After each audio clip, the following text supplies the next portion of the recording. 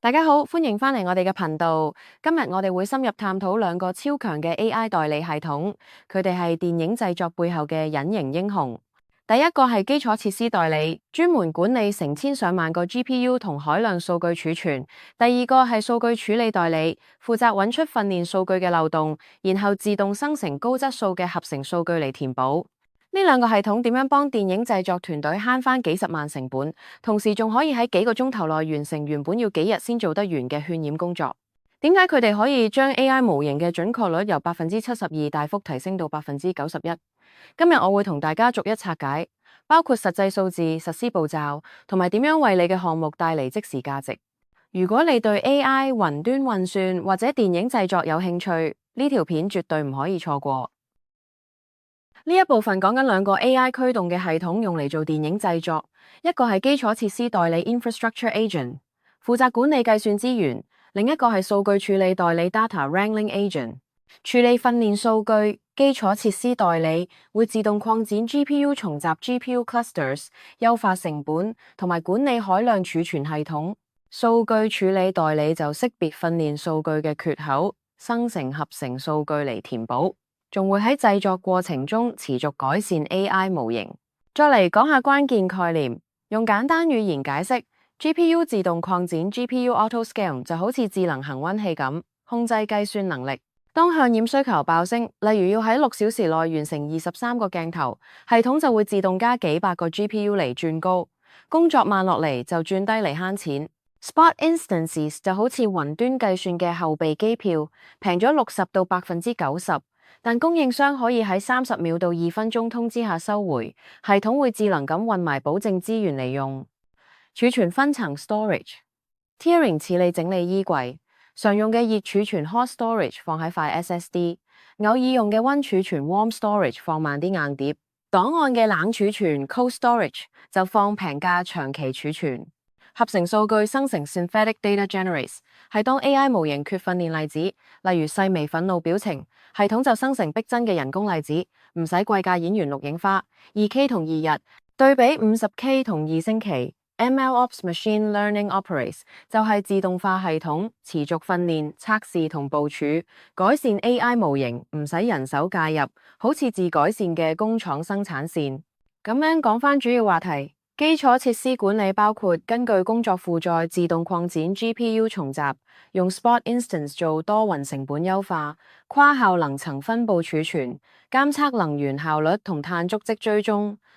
數據質量同模型改善方面，有自動檢測訓練數據缺口，生成合成數據加質量驗證，製作中持續微調模型，加人手循環 Human-Nth Loop 嚟驗證質量。成本同效能優化呢，就係實時選擇 AWS、Google Cloud 同 Azure 等供應商，智能工作優先排序同調度，儲存生命週期管理，每月慳$2000，自動化減低雲端成本35%到60%。總結一下，關鍵要點係呢個系統自動化海量規模，同時管理多雲供應商嘅384個 GPU，喺6小時內完成2300 GPU 小時渲染。成本大幅慳錢 ，Spot Instances 減60%到90%，智能擴展喺單一工作慳$5000，早啲縮減規模，質量改善唔使延遲。數據處理代理用合成數據喺2日內將細微情緒識別準確率由72%升到91%。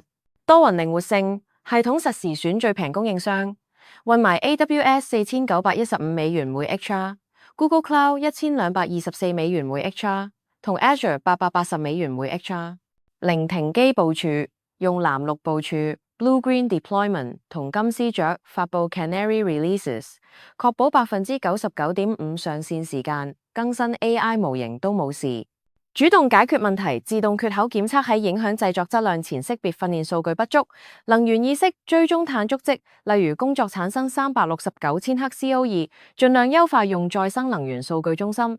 而家講下關鍵數字同嘅數據，渲染效能2300 GPU 小時喺5.7小時完成，早咗5%過6小時死線。跨3個雲供應商提供384個 GPU， 全程維持96.3%平均 GPU 利用率。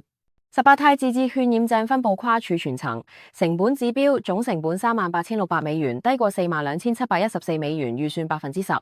Spot Instance 對比隨需定價慳60到90%。自動儲存分層每月慳2000美元，一個客戶每月雲端開支減35%。數據質量改善，細微憤怒檢測準確91%，由72%升。2日內生成4777張驗證合成圖像。合成數據成本 2K， 對比演員錄影 50K。導演對改善情緒表達滿意度98%。系統可靠性，模型部署維持99.5%上線時間，平均推理時間15毫秒，符合 SLA 要求。智能 Spot Instance 管理零失敗渲染，處理 Spot Instance 預先通知30秒到2分鐘。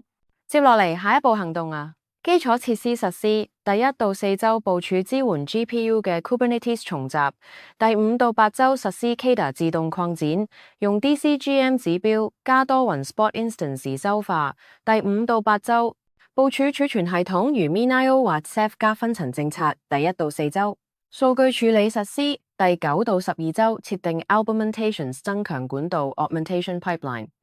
建合成數據生成系統，實施自動質量驗證工作流。第13到16週整合持續模型訓練同部署。關鍵決定儲存系統選 MinIO 高性能 Ceph 企業功能定 Cwitfs 簡單部署。Spot Instances 比率保守30% Spot 定進取70% Spot。增強策略輕中定進取數據增強。多雲策略單一供應商定多雲成本套利。講到呢度，呢個對邊個重要？電影製作工作室減渲染成本60到90%，同時趕緊逼死線，透過持續學習改善 AI 生成角色質量，高峰期自動擴展計算資源。VFX 團隊免除人手 GPU 重集管理，自動模型改善加速視覺效果迭代，確保1000個鏡頭一致質量。技術總監同管道工程師提供即用框架，如 CADA、Kubernetes、Augmentations， 清晰實施路線圖，16週時間表，透過成本慳錢同質量改善，帶嚟可量度 ROI。數據科學家同 ML 工程師自動化訓練數據整理同模型微調，合成數據生成快速實驗，提供 MLOps 基礎設施持續部署模型。財務同製作管理自動優化帶嚟可預測成本，減永久 GPU 基礎設施資本開支，詳細成本追蹤同碳足跡監測。最後補充一下，為乜重要？呢個系統將不可預測貴價人手流程轉化成自動化，成本有效操作，改善質量同速度。喺競爭激烈電影製作環境，呢啲係關鍵優勢。死線唔講價，預算又緊，等我哋細睇每個環節係點樣運作。下一步計算基礎設施同資料處理代理呢個部分。咁樣，首先嚟講下要建置啲乜嘢。呢個系統主要係用嚟處理大數據同計算任務嘅基礎架構，包括伺服器重集 （server clusters）、儲存系統 （storage systems） 同埋資料處理代理 （data processing agents）。目的就係確保資料流暢運作同高效計算。總結一下，你要建置嘅係一個可擴展嘅環境，支援即時資料處理同埋可靠嘅代理機制，咁樣先可以應付複雜嘅應用需求。繼續下基礎設施代理 Infrastructure Agent 呢個部分啦。首先係 GPU 重集自動擴展器 GPU Cluster Autoscaler， 佢會根據工作負載需求嚟動態調整 GPU 資源，咁樣就確保資源夠用唔浪費。然後再嚟就係成本最佳化器 Cost Optimizer， 呢個工具專門管理 Spot Instances 同 Preemptible VMs， 目的就係將費用降到最低。咁樣工作負載排程器 Workload Scheduler 就用優先膽列 Priority Queue 嚟有效分配資源，確保重要任務優先處理。接落嚟，分散式渲染管理器 Distributed Rendering Manager 負責協調跨 GPU 重集嘅渲染任務，讓一切順暢運作。仲有儲存層級系統 Storage Tiering System 會將資料組織成熱渴、溫 warm 同冷酷層級，咁就優化到效能同成本。最後，能源效率監控器 Energy Efficiency Monitor 會追蹤並減少跨基礎設施嘅功率消耗。總結一下，呢啲工具一齊幫手，令整個系統更高效同環保。接落嚟係呢個資料整理代理程式 Data Wrangling Agent， 呢個係一個好有用嘅系統，專門幫手處理同優化訓練資料。咁樣咧，佢入邊有幾個主要組件。首先係訓練資料管理員 （Training Data Curator），呢個角色負責組織同維護高品質嘅資料集，確保模型訓練時用嘅資料都係頂級水平。然後下一個係即時資料產生器 （On-the-Fly Data Generator），佢可以即時建立合成資料，去填補資料集入邊嘅缺口，咁就唔使擔心資料唔夠用。接落嚟呢，模型微調管線 Model Fine-Tuning Pipeline 就喺生產過程中自動化迭代模型改進，幫模型一步步變得更好。仲有資料集缺口偵測器 Dataset Gap Detector， 用分析方法嚟識別訓練資料嘅不足之處，留意到邊度有問題就即刻指出嚟。再講合成資料驗證器 Synthetic Data Validator， 確保產生嘅資料符合品質標準，唔會亂嚟。最後資料增強引擎 Data Augmentation Engine 就增強資料集，提升模型嘅泛化能力，咁樣模型學到嘅嘢就更全面。總結一下，呢啲組件一齊合作，就令整個資料整理過程變得高效同可靠。好，跟住我哋講起基礎設施代理 Infrastructure Agent 啦。呢個代理會動態佈建計算資源嚟匹配變動嘅需求，咁樣先可以靈活應付唔同情況。另外，佢仲會平衡成本同效能嘅權衡，實現高效運作，避免浪費資源。仲有佢管理 PB 規模嘅儲存空間 PB Scale Storage， 採用分層存取 TX 嚟達最佳效率，確保資料存取又快又穩。接落嚟，佢跨數千個 GPU 排程渲染工作 GPU Scheduling for Rendering， 滿足截止期限，特別適合大規模嘅圖像處理任務。最後啦，佢監控能源使用並實施減量措施，促進永續性，咁樣就對環境更友善啦。好，跟住我哋講下資料整理代理程式 Data Wrangling Agent 呢個部分啦。呢個代理程式主要透過效能分析嚟偵測模型幾時需要額外嘅訓練資料，咁樣就確保一切都 keep 住準確。然之後咧，佢會產生合成資料嚟填補資料集中已經識別到嘅缺口，避免模型出問題。再嚟咧，佢利用更新嘅資料留喺生產環境入邊微調模型，令到效能一直保持頂尖。仲有透過持續嘅自動化檢查嚟驗證資料品質，確保冇漏咗任何錯誤。最後擴充資料集嚟提升模型嘅穩健性，同時減少過度移合嘅風險。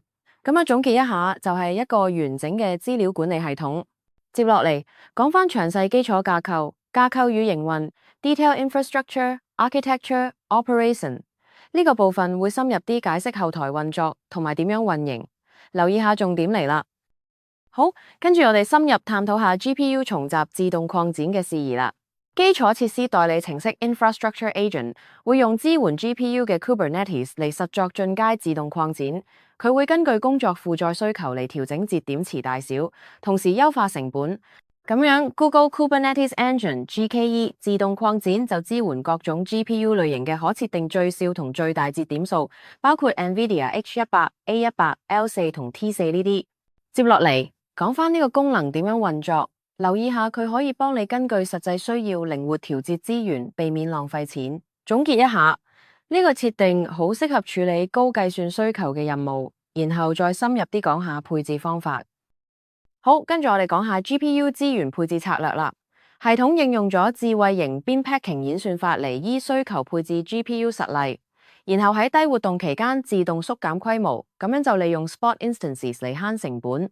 Kubernetes 嘅事件驅動自動擴展 CADA 會監控 GPU 使用率指標，根據即時需求嚟擴展工作負載。重集自動擴展器喺 GPU 資源耗盡嘅時候就會新增節點嚟應付。睇下下進階自動擴展機制啦，呢個機制主要靠幾個工具嚟自動調整資源，確保系統夠彈性應付唔同需求。首先係 Horizontal Pod Auto Scaler HPA， 佢依賴來自 Cloud Monitoring 嘅自定 GPU 指標，每60秒輪詢 Container Accelerator Duty Cycle 嚟告知擴展情況，咁樣可以即時調整 pod 數量。然後 Cluster Auto Scaler 就負責喺高需求期間新增節點，仲喺低需求時縮減到最小大小，平衡埋成本同可用性。最後 Node Auto Provisioning 會自動建立擁有適合待處理工作負載嘅 TPU 或 GPU 配置嘅節點池。總結一下，呢啲工具一齊運作，就讓系統自動擴展得更智能啦。好，跟住我哋講下 GPU 使用率優化啦。獨立嘅 GPU 節點池可以提升效率，將節點限制喺有可用 GPU 嘅區域，然後為每個池啟用自動擴展。目標副本計數追蹤可以避免擴展時嘅30秒延遲，仲支援快速同均質嘅 pod 擴展，咁樣效率就高咗好多。繼續講進階成本最佳化策略，咁樣咧先嚟講下點樣用自動化工具嚟監控雲端資源嘅使用情況。例如 AWS Cost Explorer 可以設定警報嚟避免不必要嘅開支，咁樣你就可以及時調整配置，節省好多錢。跟住下一個重點係權衡儲存選項，譬如用 Glacier 嚟存冷數據，成本低得多，適合唔常用嘅檔案；而熱數據就用 S3 Standard， 咁樣平衡咗效能同開支。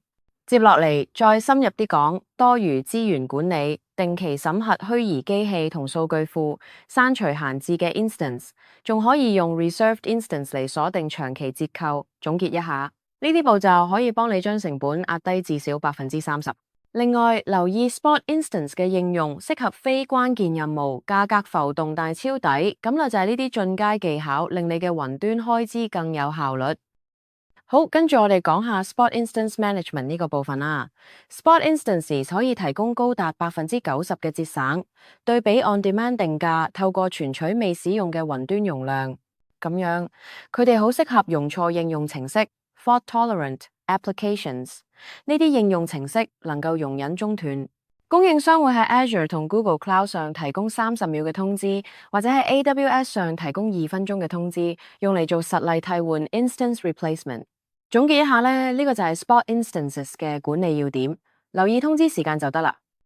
好，跟住我哋講下多雲成本套利，呢個係代理程式 Agent 智慧選擇提供者嘅部分。代理程式會自動揀選最適合嘅雲端服務嚟幫你慳錢。譬如 AWS Spot Fleet 就係用最低價格或者容量最佳化等策略去管理跨執行個體類型 Instance Types 嘅艦隊 Fleets， 咁樣可以靈活咁利用低價資源。然之後 Azure VM Scale Sets 咧就專門處理具負載平衡 low balance 嘅虛擬機器 VM 群組，仲有需求基礎嘅擴展 Scale， 即係根據實際需要自動調整規模。最後 Google Manage Instance Groups 會維持目標大小，喺資源可用嘅時候重新建立 Spot VMs， 確保系統穩定運行。咁樣代理程式就幫你喺唔同雲端之間套利，最大化成本效益。OK， 再睇下智慧型實例選擇呢個部分。呢個方法係將延遲敏感嘅服務指派俾隨需節點，咁樣可以確保速度快啲，然後將批次、機器學習 ML 或者可擴展工作負載路由去現貨實例，節省成本。同時要跨實例家族同可用性區域進行多元化，咁樣分散風險。保守型設定就確保關鍵容器 POS 有可靠資源，仲可以降低超額需求嘅成本。總結一下就係平衡效能同開支啦。接落嚟下分散式儲存架構 Distributed Storage Architecture， 呢個係一種好重要嘅系統設計，用嚟處理大規模數據嘅儲存同存取。咁樣數據唔會集中喺單一伺服器，而係分散落去多個節點，咁樣可以大大提升可靠性同擴展性，避免單點故障。總結一下，佢嘅核心係透過複製數據同分片技術，確保即使有節點出問題，都唔會影響整體運作。然後下一個重點，呢個架構常用喺雲端服務，例如 AWS S3 Amazon S3 或者 Hadoop HDFS Hadoop Distributed File System， 令到數據處理更快更穩。講到呢度啦，開發者可以用呢個架構嚟建置高可用性嘅應用，特別適合大數據環境。咁最後補充一下，實行時要留意網絡延遲同數據一致性，咁先至玩得轉。留意儲存階層實作，代理程式透過3層系統嚟管理 PB 規模嘅儲存。呢個系統係針對唔同存取模式同埋成本嚟量身訂造嘅，咁樣就更有效率咁處理大數據。講起 MinIO 高性能物件儲存， MinIO 提供分散式物件儲存，擁有高吞吐量同低延遲。跟住我哋講嘅係佢同 Kubernetes 無縫整合，只需要簡單嘅設定。咁樣佢使用具有抹除編碼 Erasure Coding 嘅伺服器池，每個池至少需要4個磁碟，每組最多16個，仲有分散式磁碟規劃。總結一下，呢個設定確保咗高可用性同性能。接落嚟再深入啲講下佢嘅應用。好，跟住我哋講下 Ceph 呢個統一儲存平台啦。Sieve 可以提供物件儲存、區塊儲存同檔案儲存，全部從一個重閘入邊用 Reliable Autonomic Distributed Object Store (RADOS) 嚟管理資料同埋做輻射。咁樣 Ceph RADOS Gateway RGW 就透過可自定嘅政策多站點輻射，仲有每個 Object Storage Daemon OSD 配8到16吉字節 RAM 嚟提供好大靈活性。總結一下，呢個設計令到成個系統好可靠又彈性十足。好，跟住我哋講下 Seaweed FS 嘅優化架構啦。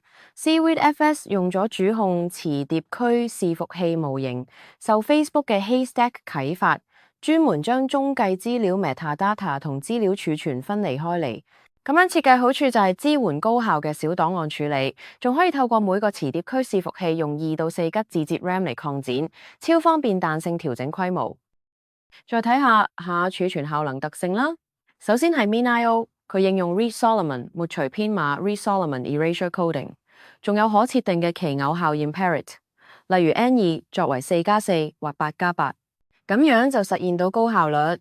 然後 Ceph 就用 RADOS 抹除編碼詞 RADOS Erasure Coding Pools， 支援 K 加 M 組態 configuration， 仲可以跨機架 racks 或資料中心 data centers 設定故障域 failure domains。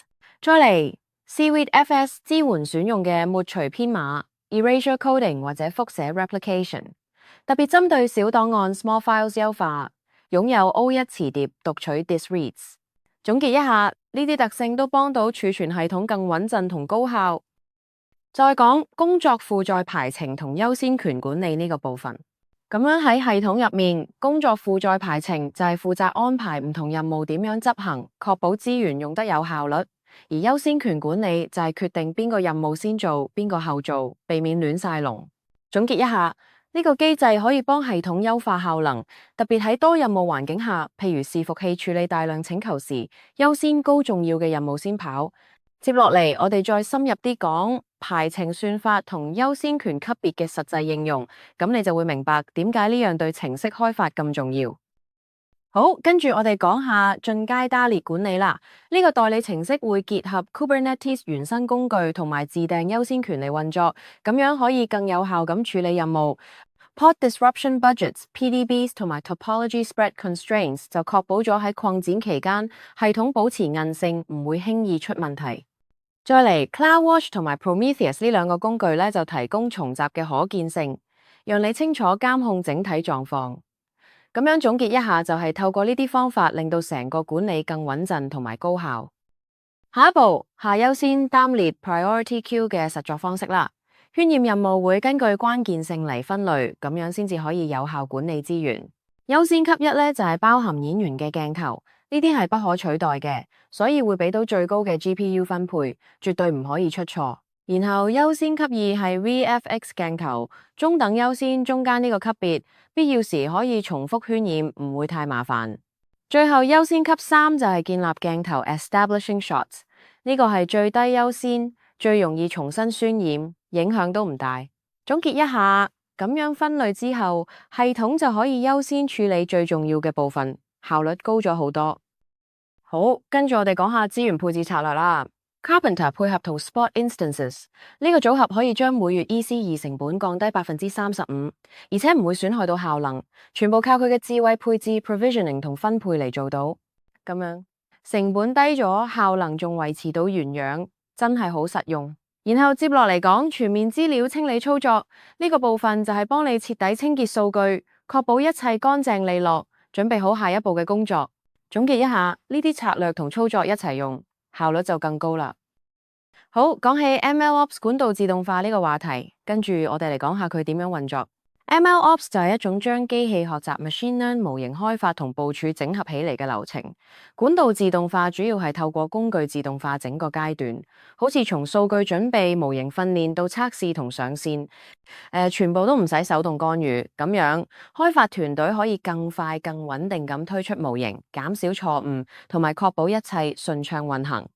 再嚟呢，呢個自動化通常用 CI/CD 工具嚟實現，例如 GitHub Actions 或者 Jenkins， 佢哋會監測代碼變化，然之後觸發建構同部署步驟。總結一下， MLOps 管道自動化係幫機器學習項目提升效率嘅關鍵，特別適合香港呢啲快節奏嘅科技環境。好，跟住我哋講下持續訓練架構呢樣嘢。呢個架構主要負責代理自動化資料同模型驗證，透過管線觸發 pipeline trigger 同中繼資料管理 metadata management 嚟運作。咁樣呢，佢就可以透過即時觸發 real-time trigger 啟用喺新資料上嘅生產訓練 production train。機器學習管線 machine learning pipeline 會喺新資料出現嘅時候自動執行訓練，包括驗證步驟 validation steps， 確保一切順暢。總結一下，呢個設計令到訓練過程更加自動化同高效。好，跟住我哋講下機器學習 ML 同 CI/CD 嘅整合啦。自動化嘅 CI/CD 可以支援快速嘅特指工程 feature engineering、架構 architecture 以及超參數 hyperparameter 測試，咁樣就可靠咁建置、測試同部署管線 pipeline 組件。總結一下，呢個整合令到成個過程更有效率。好，跟住我哋講下生產機器學習管線組件啦。呢個管線涵蓋咗開發、訓練、評估、部署同監控嘅全部過程。咁樣 Amazon SageMaker Pipelines 就嚟自動化資料處理、訓練、微調、評估同部署嘅工作流程，仲有可配置嘅排程或者事件觸發器，方便好多。咁進階資料增強引擎 Advanced Data Augmentation Engine 呢個引擎專門用嚟提升資料質素，透過各種技巧自動擴充同變形你嘅訓練數據，咁樣可以令模型更穩陣，減低個擬合嘅問題。咁樣佢主要分幾個部分，首先係影像增強，譬如旋轉、翻轉或者加噪音，然後係文字處理，會自動生成同義詞替換或者句子重組，仲有音頻方面，調節音量同加入背景雜音。總結一下，呢個引擎好適合用喺機器學習 machine learning 專案入邊，特別係數據唔夠多嘅情況下。接落嚟我哋再深入啲講下點樣實裝。好，跟住我哋講下 Augmentation 整合。代理程式用 Augmentation 嚟有效處理影像、遮罩、邊界框、bounding box 同關鍵點 key point。佢提供超過70個增強功能 Augmentation， 並用最佳化嘅程式碼實現最細開銷，同 PyTorch、TensorFlow 同其他框架整合，咁樣處理起影像數據就更加高效啦。咁生產擴增管線 Production Augmentation Pipeline 呢個管線可以幫你做到最佳擴增，咁樣就提升到模型嘅泛化能力。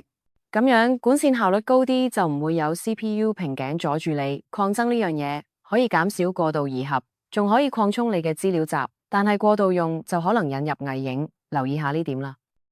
咁資料增強策略嘅實作啦，首先係幾何變換 Geometric Transformations， 呢個就係用縮放嚟調整模擬尺寸變化，例如安全範圍8:2或者5:0咁樣可以令模型更穩陣。然後再嚟就係顏色同照明 Color and Lighting， 調整亮度、對比、色相、飽和度同值，適應唔同環境變化。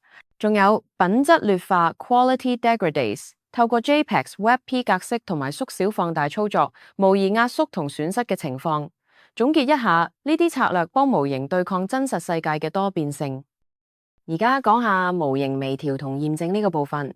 咁樣先嚟講下微調嘅過程，通常係喺預訓練模型基礎上，用特定數據集調整參數，令模型更適合你嘅任務。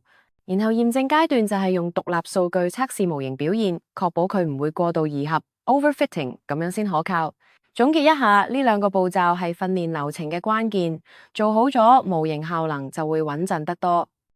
好，跟住我哋講下自動微調管線 Automated Fine-Tuning Pipeline 啦。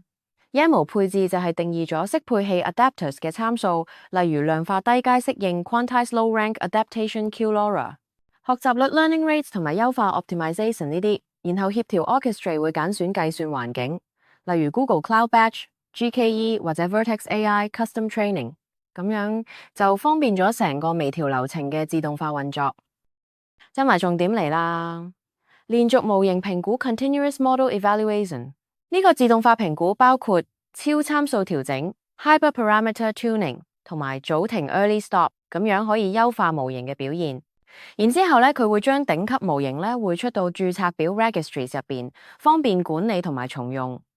生產訓練就用新鮮資料嚟跑，並且採用對稱嘅開發到生產管線 Development to Production Pipelines， 確保由開發到上線嘅流程順暢一致。下一步，資料品質驗證。機器學習模型登錄 ML Model Registry， 透過命名慣例源資料 metadata 同埋團隊協作嚟集中管理。咁樣總結一下，呢個系統就幫手大家一齊管好模型。接落嚟再嚟講下工具同框架。好，跟住我哋講下基礎設施呢部分。講起協調咧，就係用支援 GPU 嘅 Kubernetes 喺 GKE 上面支援 NVIDIA H100、A100、L4、B200、GB200 同 T4， 無論標準模式定 Autopilot 模式都得。咁樣擴展就用 Carpenter 或者 Cluster Autoscaler 搭配 Cast AI 嚟供應同縮減 GPU 資源。雲端方面支援多雲端環境，包括 AWS、GCP 同 Azure， 仲用 ProsperOps 嚟管理現貨實例 Spot Instance 同 VMs 嘅折扣，慳返唔少錢。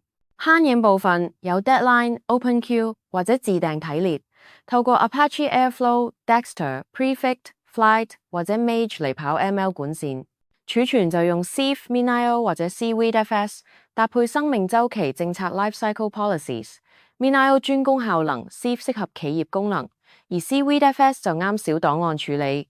最後監控用 Prometheus 加 Grafana， 搭配 Google Cloud Managed Service for Prometheus， 監察得好好。好，跟住我哋講下資料整理呢個部分啦。資料整理其實就係 Data Wrangling 裏邊有幾個重點要留意。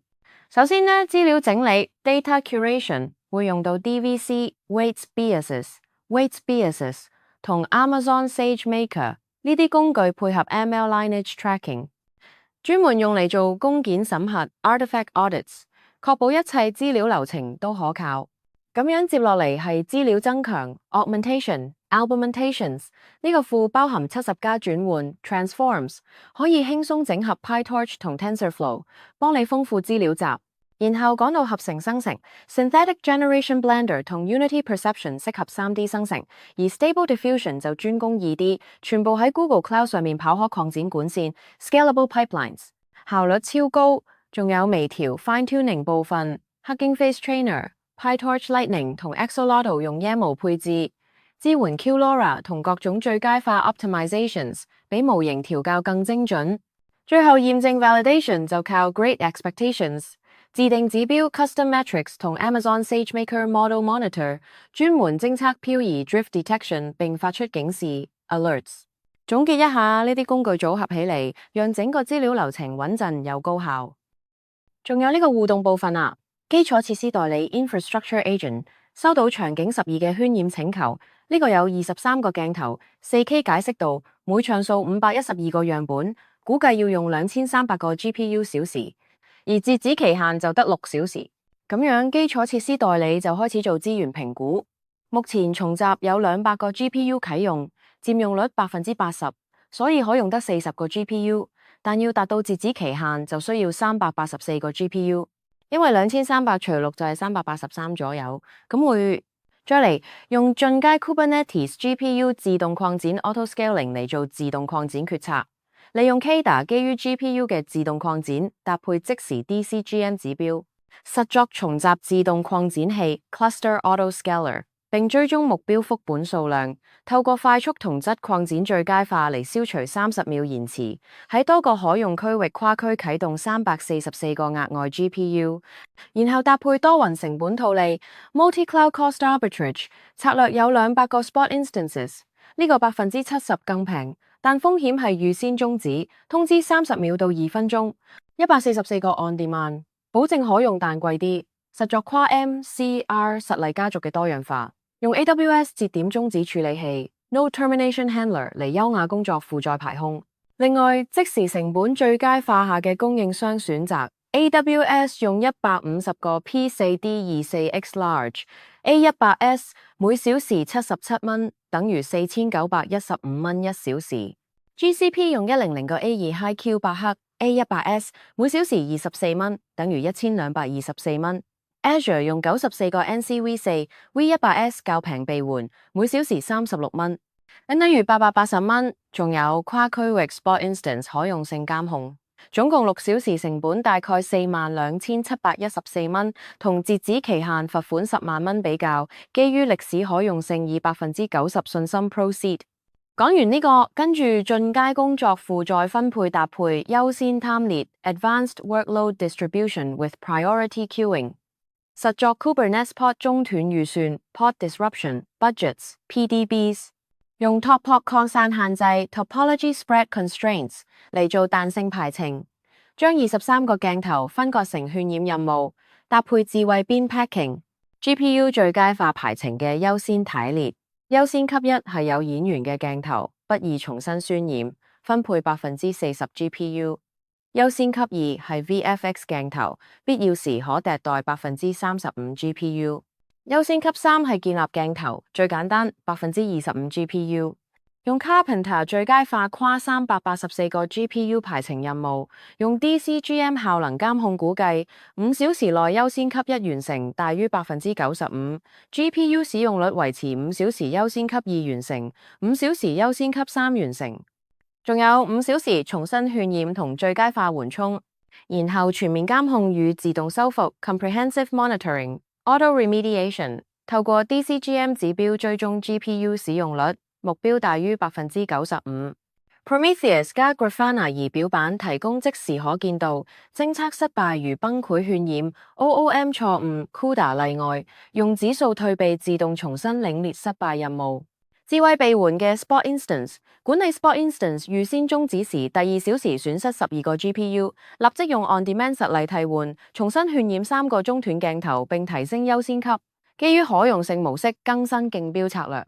再深入啲 ，ML 驅動決策嘅動態成本最佳化 （Dynamic Cost Optimization with ML-driven Decisions）。第4小時優先級1同2完成，超前進度15%。ML 模型預測剩餘工作2小時內完成，智慧縮減至150個 GPU 用於優先級3，喺維持 SLA 緩衝下節省約5000蚊未用小時，實作低使用率節點嘅合併政策。多層儲存管理 Multi-tier Storage Management， 渲染畫面總計18態字節，分散跨儲存層級，熱儲存 Hot Storage NVMe SSD 係最終核准鏡頭，2態字節，小於1毫秒存取。溫儲存 Warm Storage SATA SSD 係所有渲染畫面18態字節7天，小於10毫秒存取。冷儲存 Cold Storage Object Glacier 係原始渲染快取50態字節封存分鐘級。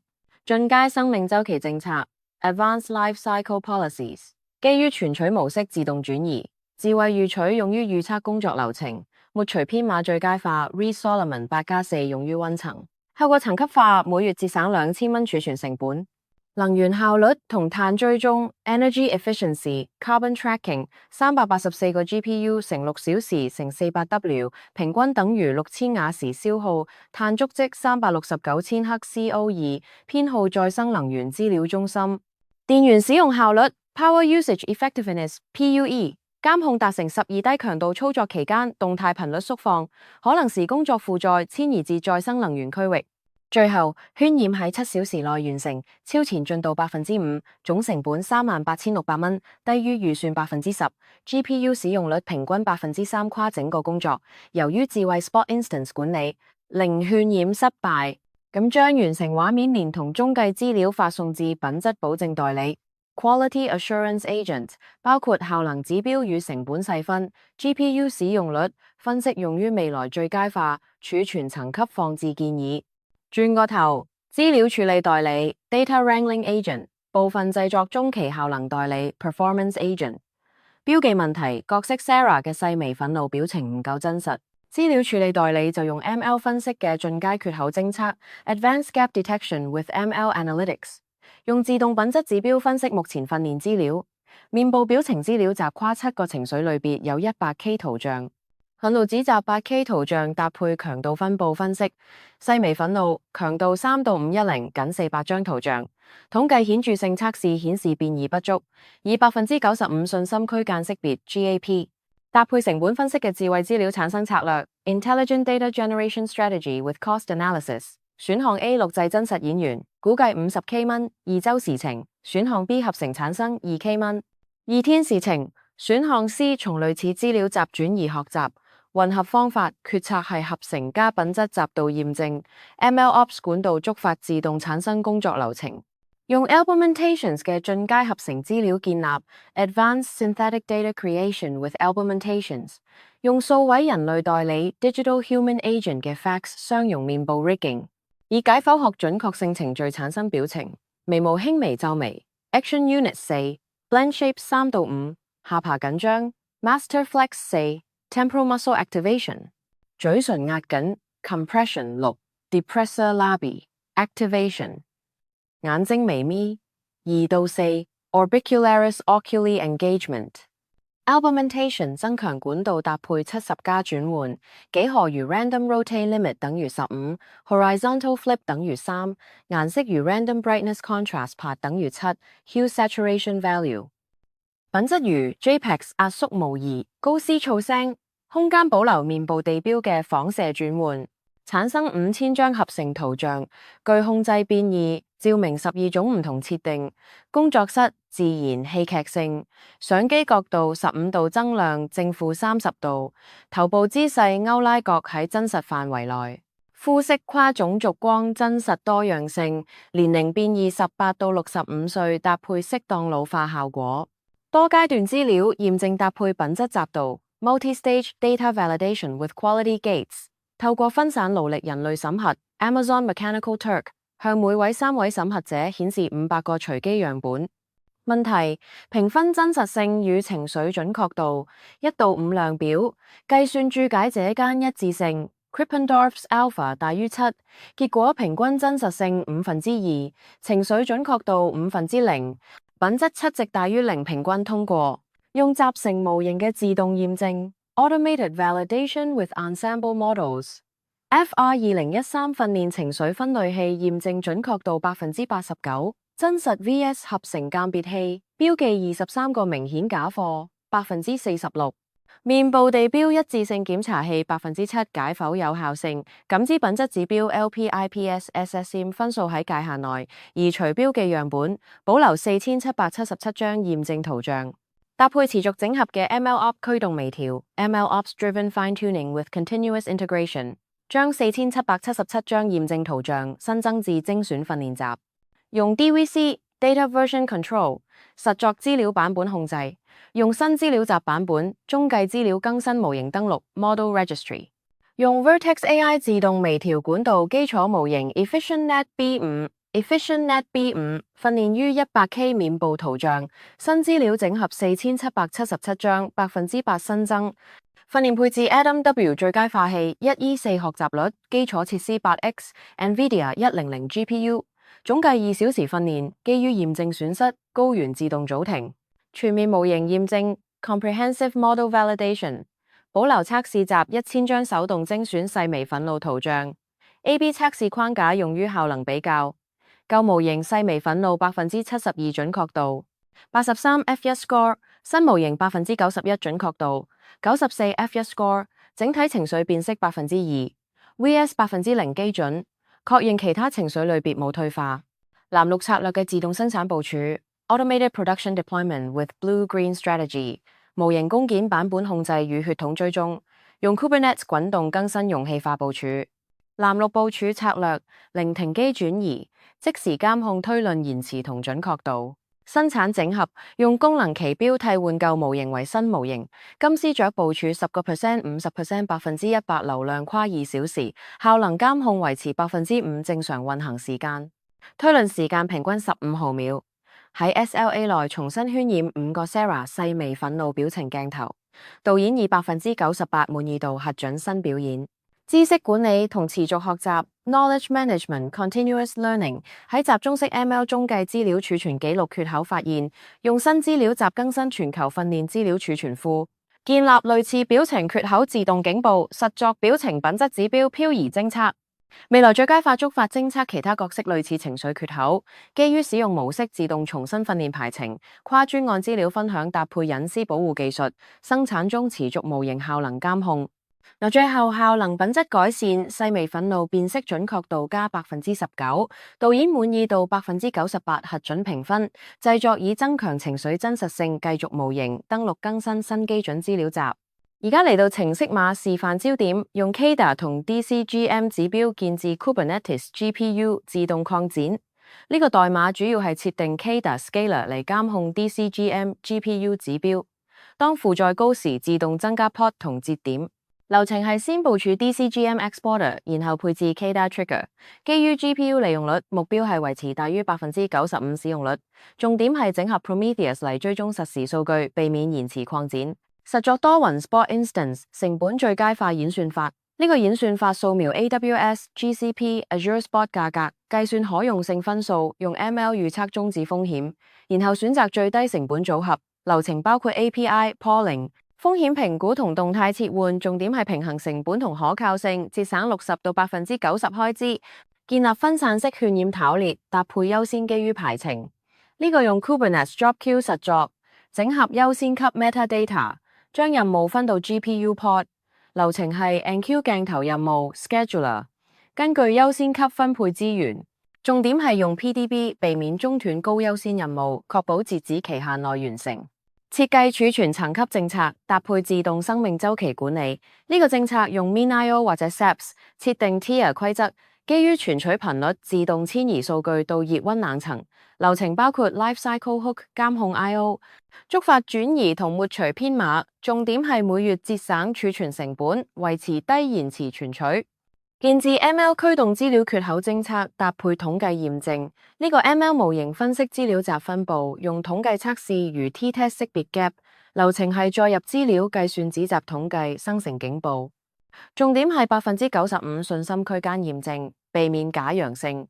快速發現如細微憤怒表情不足。實作自動模型微調，搭配 MLOps 整合。呢個管道用 Vertex AI 或者 Kubeflow 自動觸發訓練，整合新資料之後 fine tune。流程包括版本控制、訓練 loop 同驗證。重點係組停機制同 A/B 測試，提升準確度19%。使用人類參與回圈品質集度驗證合成訓練資料。呢個集度結合 MTurk 人類審核同自動檢查。流程係產生合成圖像，發送隨機樣本俾審核者，計算一致性 alpha 值，然後過濾低分樣本。重點係多階段驗證，確保真實性大於零平均，保留高質圖像用於訓練。喺生產規模部署，基於 Argumentation 增強管道。呢個管道喺 Kubernetes Job 中運行，應用70加轉換，如 Rotation 同 Noise。流程係 Batch 處理圖像，應用隨機 Augmentation， 輸出多樣化資料集。重點係控制變異如照明同角度，生成5000張圖像，提升模型泛化。總結一下，呢個實作解決方案概述計算基礎設施與資料處理代理 Computational Infrastructure Data Wrangling Agents 嘅詳細指引，將需求對應至開源框架，包括架構建議、優缺點分析同整合策略。能力框架對應矩陣 GPU 自動擴展 GPU Auto Scaling， 用 CADA 主要 Cluster Auto Scaler 節點層級 Spot Instance 成本節省 Prometheus Grafana 監控成本最佳化 Cost Optimization。用 CADA 縮減至0 Cluster Auto Scaler 節點管理 Spot Instances 60%到90%節省 Prometheus Grafana 成本追蹤儲存層級 Storage Tiering 用 MinIO 高效能 Ceph 企業級 C-readFS 簡單 Prometheus Grafana 指標資料增強 Data Augmentation 用 Argumentation 主要工作負載排程 Workload Scheduling 用 CADA 事件驅動 Cluster Auto Scaler 資源基於Spot Instance 混合實例 Prometheus Grafana 淡列指標基礎設施代理實作 Infrastructure Agent Implementation。呢度就係用呢啲框架嚟建置自動擴展、成本控制同監控。優點係開源免費、彈性高，缺點係設定複雜，需要 DevOps 技能。整合策略係用 Helm Chart 部署 CADA 同 Prometheus， 確保多雲兼容，總體令渲染流程更高效同經濟。再睇埋下 GPU 重集 GPU Cluster 自動擴展 Auto Scaling 架構 Architecture 啦。呢個架構主要係用嚟處理大規模計算任務，例如機器學習訓練或者 AI 模型推斷，透過自動擴展嚟動態調整資源，避免浪費同埋確保效能穩定。咁樣，當負載增加嘅時候，系統會自動加 GPU 節點；負載低落嘅時候就縮減返，節省成本。總結一下，呢個設計核心係整合雲端服務如 Kubernetes 同埋監控工具，例如 Prometheus 嚟監察資源使用率，然後觸發擴展規則。接落嚟我哋再深入啲講下點樣實現呢個流程。首先，設定重集管理器監測 GPU 利用率，跟住當超過樞值就透過 API 呼叫雲端供應商加機，最後任務完成後自動回收。咁啦，呢個架構好適合香港 YouTuber 做 AI 內容，高效又彈性。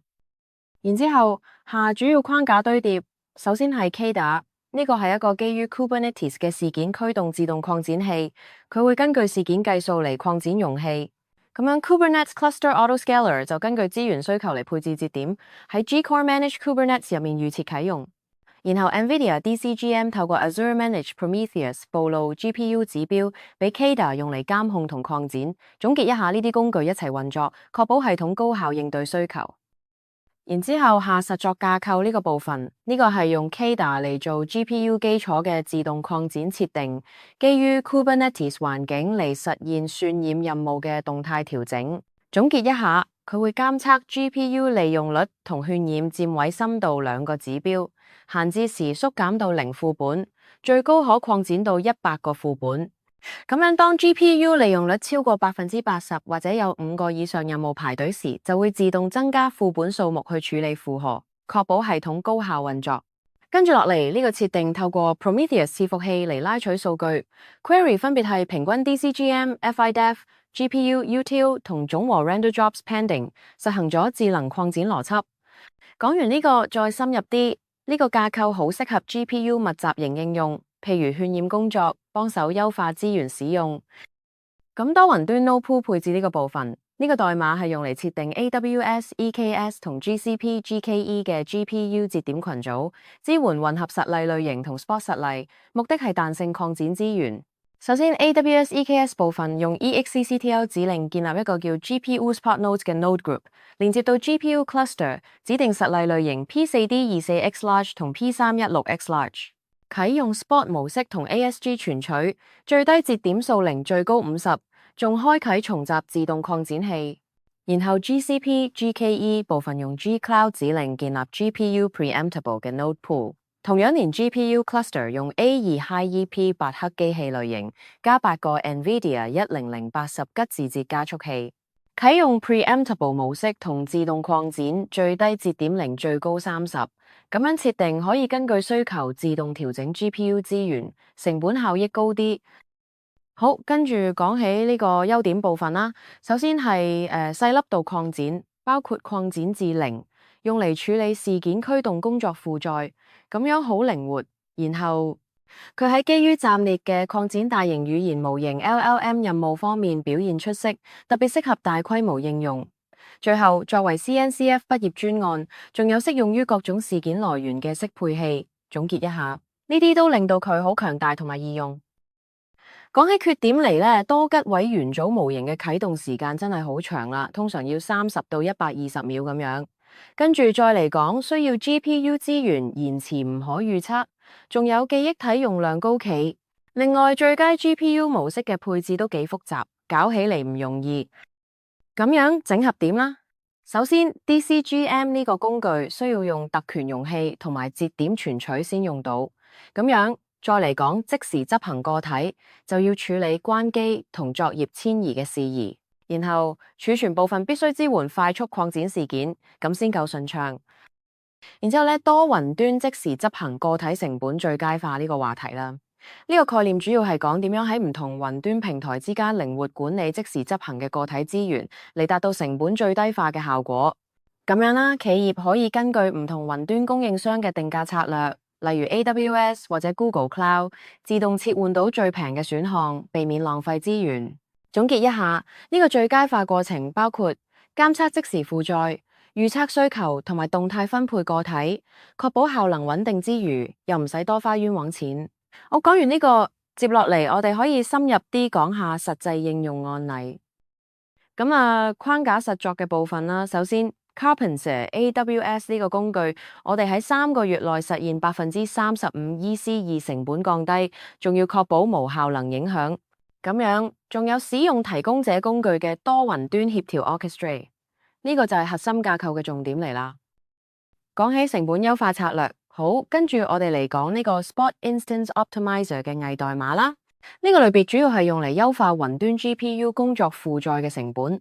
初始化嘅時候咧，會載入3個雲端提供商嘅定價物件，包括 AWS Spot Pricing、AWS Spot Pricing、GCP Preemptible Pricing。GCP Preemptible Pricing 同 Azure Spot Pricing，Azure Spot Pricing， 咁樣佢可以比較唔同平台嘅費用，確保揀到最平嘅一個。再嚟 Select Optimal Provider， 方法會根據要求 requirement 嚟選最平嘅提供商，佢會攞 AWS、GCP 同 Azure 嘅每小時成本 hour cost， 然後用 mean 函式免 function 揾出最少嘅一個，咁就自動揀最適合嘅平台嚟跑工作。跟住 handle preemption notice 方法係處理中斷通知 preemption notice 嘅目的係優雅咁遷移工作負載 workload migrate。如果係 AWS 平台有2分鐘通知時間就用 migrate workload， slow 方法慢慢遷移 timeout 設120秒，其他如 GCP 或者 Azure 只有30秒通知，就用 migrate workload fast 方法快啲遷移 timeout 設30秒。總結一下。呢個設計確保咗即使有中斷都可以平穩過渡，減低成本損失。講起 Spot Instance 嘅可用性，好，跟住我哋講下呢個 AWS 提供2分鐘通知，咁 Azure 同 Google Cloud 就提供30秒通知。根據2025 Kubernetes 成本基準報告 ，AWS 有更高嘅短期中斷 ，Azure 在12小時內就更穩定。咁樣總結一下，呢啲通知時間同穩定性差異會影響你點樣選擇雲端供應商嚟跑你嘅 Kubernetes 工作負載。好，跟住我哋講下實現嘅成本節省啦。混合隨選同即時重集可以節省 59%， 而如果淨係用即時重集就更勁，節省到 77%。咁樣嚟講，相比起傳統隨選模式，高達 90% 嘅降低，超正啊！講起優點嚟。呢個設計針對容錯工作負載，例如批次作業，節省咗60%到 90% 嘅資源。好，跟住我哋透過 Node Pools 嚟實現 Kubernetes 原生支援，咁樣就更加靈活同高效啦。講起缺點嚟，首先係需要自動化嚟處理中斷，否則容易出亂子。跟住生產環境需要精密嘅協調，唔可以隨便亂嚟。最後，可用性嘅變異性會影響可預測性，咁樣就難以準確估計。再講分散式儲存系統嘅實作啦，呢個系統主要係用嚟處理大規模數據儲存，透過多個節點分佈數據，確保高可用性同容錯能力。咁樣當一個節點出問題，都唔會影響整體運作。首先，我哋要設計系統架構，包括主節點同從節點。主節點負責數據分片 sharding 同路由，從節點就儲存實際數據，譬如用哈希函式 hash function 計算數據塊嘅位置，然後分佈到唔同節點。再嚟，實作數據寫入流程，用戶發送數據到主節點，主節點先檢查副本數量，通常設為3個副本，以防數據丟失。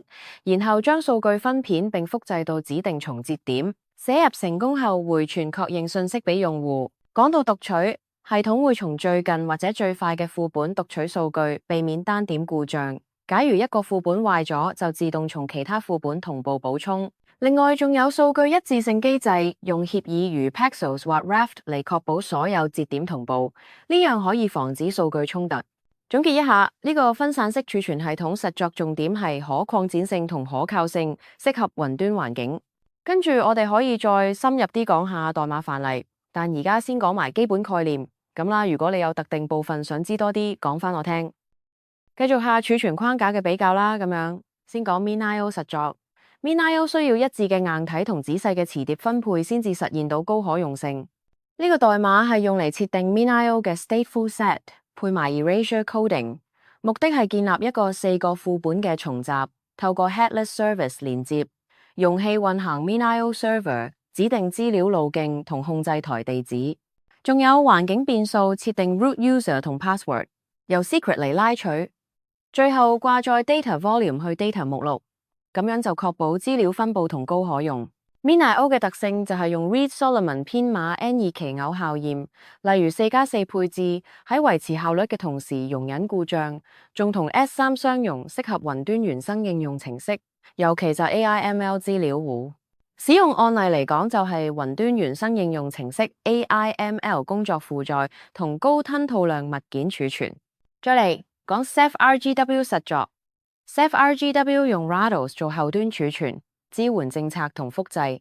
每個 OSD 要8到16吉字節 RAM，呢呢個代碼係透過 Rook Operator 設定 Sieve 重集，指定 Sieve 版本 Image Data 目錄放喺 Host Path Mon，有3個唔允許多個喺同一 Node。MGR 2個 Storage 用晒所有 Node，但唔用晒所有裝置。每個裝置一個 OSD，然後指定 Worker 一 Node 嘅2個 NVMe 裝置，咁樣就建好一個彈性儲存重集。Ceph 嘅優勢就係統一儲存，包括物件、區塊、檔案，擴展性高，喺生產環境、耐用性、多租戶同企業功能都優於 MinIO。接落嚟講 C-WIT-FS 實作，將中繼資料同儲存分離，實現小檔案效率，每個伺服器2到4吉字節 RAM 就夠。呢個代碼分2個 deployment， 第一個係 cwifs master， 3個副本運行 read master 指令，指定 IP 同 port 9333，暴露2個 port。第二個係 cwifs volume， 6個副本運行 read volume， 連 master server port 8080，掛載 data 去 data 目錄，咁樣就分離管理中繼資料同實際儲存，提高效率。C-WIT-FS 嘅優勢 O1 磁碟搜尋，適用於數十億檔案，支援雲端分層，適合小檔案且資源需求低。總結一下，呢啲框架各有強項，視乎你嘅需求嚟揀啦。繼續講下儲存系統比較啦，呢度主要比較 MinIO、Ceph RGW 同 C-WIT-FS 3個系統嘅不同方面。首先講效能。MinIO 有最高吞吐量 ，Ceph RGW 喺負載下好穩定，而 C-WIT-FS 就針對小檔案優化咁樣。咁S3 相容性方面 ，MinIO 最優秀，達到95%以上 ，Ceph RGW 良好，有80%以上 ，C-WIT-FS 就基本啫，60%以上。資源使用嚟講 ，MinIO 每節點要4到8吉字節 RAM。Ceph RGW 每 OSD 要8到16吉字節 RAM，C-WIT-FS 每伺服器就低啲，只需2到4吉字節 RAM。複雜度呢 MinIO 中等 ，Ceph RGW 高啲 ，C-WIT-FS 就低，好易上手。多租戶方面 ，Ceph RGW 最優秀 ，MinIO 良好 ，C-WIT-FS 基本啫。總結一下，視乎你需求嚟揀啦，然後再深入啲講返每個系統嘅優點。好，跟住我哋講下依使用案例推薦嘅架構啦。首先，對於高性能渲染 High Performance Rendering， 我哋建議搭配 NVM 嘅 MinIO， 咁樣可以確保速度夠快，處理大規模渲染任務超順暢。咁樣，然後嚟到企業多租戶 Enterprise Multi-Tenant， 呢度就用 Ceph 搭配專用硬體 Dedicated Hardware， 因為佢支援多個租戶隔離，安全又穩定，適合大公司環境啊。最後，簡單部署同小型檔案 Simple Deployment Small Files 嘅情況，就用 C-WIT-FS 搭配最細資源 Minimal Resource， 部署超易，資源消耗低，啱晒初學者或者小規模應用。總結一下，呢啲推薦都係根據唔同需求度身訂造，幫你揀啱工具。咁啦，而家嚟到資料處理代理程式 Data Wrangling Agent 嘅實作，跟住我哋一步步睇下點樣搞掂。而家講下點樣用 Augmentation 嚟做進階資料擴增 Data Augmentation。呢個係一個好勁嘅圖像處理庫，專門幫你擴大訓練數據集，增加模型嘅準確度同埋泛化能力。Augmentations 用 Python 寫成速度快，支援好多種轉換操作，例如翻轉、旋轉、顏色調整同埋噪音添加，全部都係基於 OpenCV 嚟實現。咁樣你哋可以輕鬆喺訓練前對圖片做隨機變形，防止過二合。再嚟安裝好簡單，用 pip 安裝就得 ，pip install Augmentations。然後喺你嘅代碼入邊先 import 佢，之後定義一個轉換管道 pipeline， 例如用 compose 嚟組合多個操作。譬如你可以加 horizontal flip 嚟水平翻轉圖片 ，rotate 嚟隨機旋轉角度，仲有 brightness contrast 嚟調整亮度同埋對比度。呢個管道會喺每張圖片上面應用隨機變換，輸出新嘅圖像同埋標籤。講到呢度應用落去好方便，例如喺你嘅資料載入器入邊，每 batch 圖片傳入 apply transforms 就自動生成擴增版本。總結一下 ，Augmentations 比傳統嘅 Pillow 或者 OpenCV 更高效，尤其係處理大數據集時，仲支援 Bounding Box 同埋 Segmentation Mask 嘅變換，適合物件偵測同埋語義分割任務。跟住落嚟，如果你想試下，記住設定 P 參數嚟控制每個操作嘅機率，咁樣就更靈活。框架能力方面，好，跟住我哋講嘅係有超過70個增強 Augmentation， 適用於各種多樣化資料集 datasets。再嚟呢個係最快嘅基準測試 benchmark 函式庫 library， 整合咗 PyTorch 同 TensorFlow， 咁樣你就可以輕鬆應用到唔同框架上面。同埋生產管線實作呢個部分啦，呢個生產增強管線 Production Augmentation Pipeline 係用嚟處理訓練同驗證嘅圖像轉換，根據強度設定唔同嘅變換組合，好似 Light、Medium 同 Aggressive 模式。每個模式都會包括隨機裁剪 Random Resize Crop、水平翻轉 Horizontal Flip、亮度對比調整 Random Brightness Contrast， 仲有顏色轉換 Hue Saturation Value 同噪聲添加 Gloss Noise， 最後再正規化 Normalize 同轉換成張量套 Tensor V2， 咁樣就確保圖像喺訓練時有足夠變化，提升模型效能。然後呢個面部表情資料集 Facial Expression Dataset 類別會載入圖像路徑同標籤，喺取得項目時讀取圖像，轉換顏色格式。如果有轉換就應用埋翻還圖像同對應標籤，方便用 Data Loader 批量處理。再嚟呢個 MLOps 整合控制器 Augmentation MLOps Controller 係用嚟管理持續資料增強，佢會根據模型效能同資料集大小自適應調整增強強度。例如驗證準確率低於 0.85， 而且資料少過1萬就用 Aggressive 模式，準確率低於0， 90就 Medium 否則 Light， 咁樣動態優化訓練過程。仲有生成合成表情嘅功能，針對資料缺口用合成管線 Synthetic Pipeline 組合臉部地標，增強 Facial Landmark Augmentation， 輕微亮度對比、顏色調整、噪聲同正規化。之後應用特定表情嘅增強邏輯，產生指定數量嘅合成臉部表情，填補訓練資料嘅空白。總結一下，呢個管線設計好實用，幫模型喺生產環境下保持穩定同有效率。好，跟住我哋講下呢個工具嘅關鍵功能同優勢啦。首先，佢可以統一處理影像、遮罩、框同關鍵點，而且開銷超低，唔會浪費太多資源。咁樣，然後再嚟就係有超過70個變換，專門用嚟做幾何、顏色同噪聲效果，幫你建構一個穩健嘅資料集。總結一下，呢啲功能真係好實用。好，跟住我哋講下生產考量呢個部分。資料增強嘅 Augmentation 咧會幫模型正規化，咁樣可以令到佢表現更穩定。但係過度使用咧就可能損害收斂過程，或者同測試資料唔匹配，咁就麻煩啦。總結下呢個平衡好重要，唔好亂嚟。講起呢個優點，最快嘅函式庫 library， 仲有深度學習 Deep Learn 整合，跟住透過統一嘅 API 嚟支援複雜嘅視覺任務。另外，經過生產環境測試同驗證，咁樣就更可靠啦。講起呢個圖像增強工具嘅缺點啊，首先係開發已經轉移到 Augmentations X 嗰度，佢用雙重 AGPL 同商業授權模式，跟住需要調整設定嚟防止過度增強，否則效果會出問題。另外，進階文件記錄都比較有限，唔夠詳細。咁樣總結一下，呢啲都係要注意嘅地方。再嚟講，推薦實作堆疊，呢個係我哋建議嘅組合方式，用嚟建構一個穩陣嘅圖像處理流程，適合香港 YouTube 創作者應用。講到呢度啦，主要架構呢個係生產就緒 Production Ready 嘅版本，咁樣設計可以確保系統穩定運行，然後再深入啲講解各個部分嘅功能同埋連接方式。總結一下，呢度重點係模組化同埋可擴展性。接落嚟睇下核心組件點樣運作。咁基礎設施層 infrastructure layer 啦，首先 GPU 自動擴展 GPU Autoscale 就用 CADA 加 Cluster Autoscaler 同埋 DCGM 指標 Matrix 嚟處理，咁樣可以自動調整資源，確保效能穩定。然後成本最佳化 Cost Optimization 方面，我哋會用多雲端即時執行個體 Multi-Cloud Spot Instance， 比例係 70%除需 On Demand 同 30% 即時 Shot， 咁就幫到控制開支，性價比高啲。儲存 storage 部分用 MinIO 嚟負責效能 performance 速度快 ，Ceph 就適合企業 enterprise 級應用，穩定可靠。最後監控 monitoring 就靠 Prometheus 加 Grafana， 可以實時追蹤數據，及時發現問題。